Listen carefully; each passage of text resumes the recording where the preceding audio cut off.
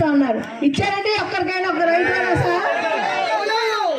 రైతు భరోసా కేంద్రాలు జగనన్న భారతదేశమే కాదు ప్రపంచంలో ఎక్కడా లేని విధంగా 15,000 పైన రైతు భరోసా కేంద్రాలు ఏర్పరిచి ప్రతి గ్రామంలో నా రైతు సోదరుడు నా తండ్రి చెప్పాడు, నా తండ్రి నినాదం ఇచ్చాడు, రైతే రాజు అని నినాదం ఇచ్చాడని రైతులు చక్రవర్తిని చేయాలని ఒక రైతు భరోసా కేంద్రాన్ని ఏర్పరిచి విత్తనం ఒక్క గింజ అవసరమైన ప్రతిదీ అందిస్తూ ఆఖరికి పండించిన ధాన్యం ప్రతి ఒక్క గింజ కూడా విక్రయం అయినంత వరకు ప్రభుత్వం మీతో ఉంటుంది, ప్రభుత్వం మీకోసం పనిచేస్తుంది, రైతుని చక్రవర్తి చేయనేటువంటి జగనన్నకు మరి మనం అందరం కూడా ధన్యవాదాలు తెలియచేయాలి.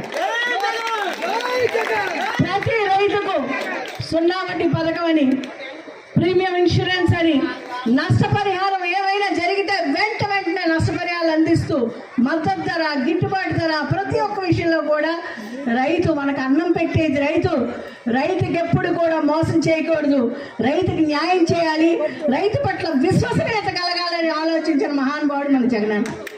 అవునా కాదా?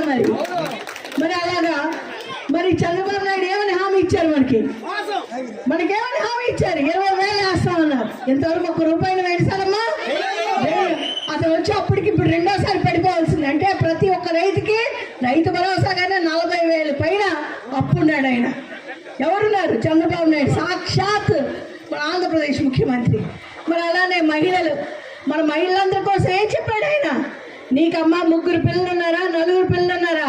ప్రతి ఒక్క పిల్లలకు జగనన్న అమ్మఒడి, ఒక్క అమ్మఒడి ఇస్తే నేను తల్లికి వందనం, నీ 4 పిల్లలకి 15,000